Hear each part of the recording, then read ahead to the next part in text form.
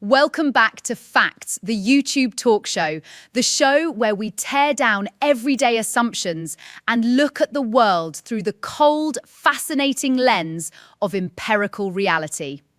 I'm Maya.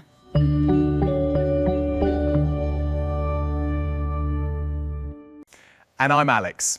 Today, we're diving into something you think you know better than anything else in the universe. Yourself. Right now, as you watch this video, you feel like a single, unified person. One mind, sitting behind your eyes, driving the bus. But neurological science suggests that unified you might actually be an illusion. Today's topic, the two minds inside your skull. To understand this, we have to go back to the mid-20th century. Surgeons were facing a massive challenge, patients suffering from severe, intractable epileptic seizures.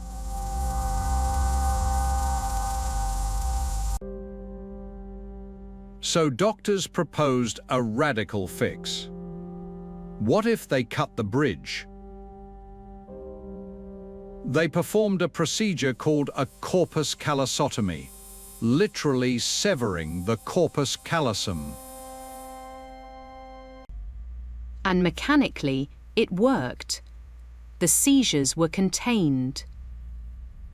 But when neuroscientists like Roger Sperry and Michael Gazzaniga began testing these split-brain patients, they stumbled onto a revelation. When you sever that primary nerve tract, you don't end up with half a mind. You end up with two independently operating conscious minds coexisting inside a single skull. And the way researchers proved this is pure genius. Because of how human anatomy is wired, visual information from your left field of view goes exclusively to your right brain hemisphere.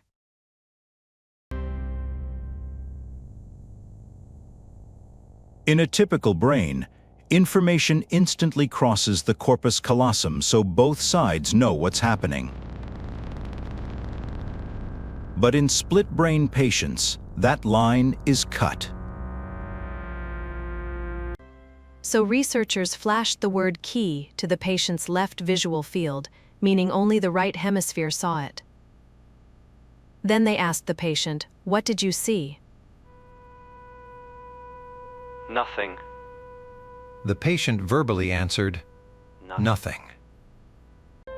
But then, researchers asked the patient to reach under a screen with their left hand, controlled by the right hemisphere, and pick up the object they saw. And the left hand picked up the key. The verbal left hemisphere had no idea the key existed, but the right hemisphere saw it. It gets even wilder. A patient might reach for a dress, and their other hand would reach over and grab their wrist. It's known as alien hand syndrome. The right hemisphere has its own intentions, and sometimes it literally fights the choices made by the left side. What does that mean for an intact brain? Frameworks like integrated information theory suggest you aren't a singular monolithic entity. You are a highly integrated coalition of neural systems. Your feeling of being one person is just data sharing. Proving that sitting inside your skull isn't a soloist, but an orchestra. That's all for today's Facts. Like, comment, and subscribe. Until next time, keep questioning what you think you know.